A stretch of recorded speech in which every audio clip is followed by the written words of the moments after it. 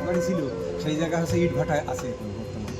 আর ওর থেকে বেশ খানিকটা দূরে ওখানে আছে মন্দির।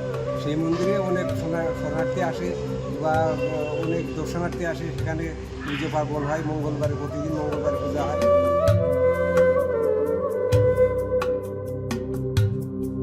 এটা রাজাদের মন্দির, রাজারা এই মন্দিরগুলো প্রতিষ্ঠিত করেছে।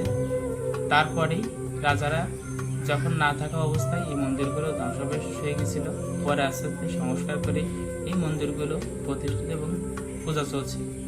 তো এখানে 7টা মন্দির আছে, এই মন্দিরগুলো পূজা কাজ চলে।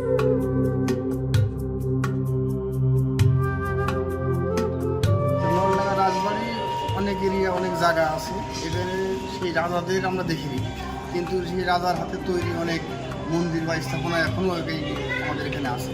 কিন্তু এগুলো যে অবস্থায় আছে তাদের করে যদি সরকার এদিকে দিয়ে খেয়াল রাখে বা নিজে হাতে কিছু কাজকর্ম করে, তাহলে মনে হয় আমাদের মন্দিরটা আরও জাগ্রত হবে এবং সুন্দর। কালার এক্সপার্ট ডার্ক স্যাপ এবং মাইল্ড অন হ্যান্ডস টেকনোলজি সমৃদ্ধ অরিক্স অ্যাডভান্স ডিটারজেন্ট পাউডার, আপনার লন্ড্রি এক্সপার্ট।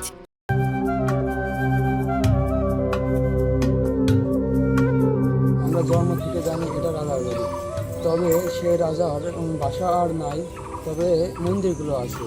মন্দিরগুলো এখন প্রায় ধ্বংসের পথে, তবে যদি সরকার এগুলা সংস্কার করতো তাহলে এগুলো আরও উন্নত হতো।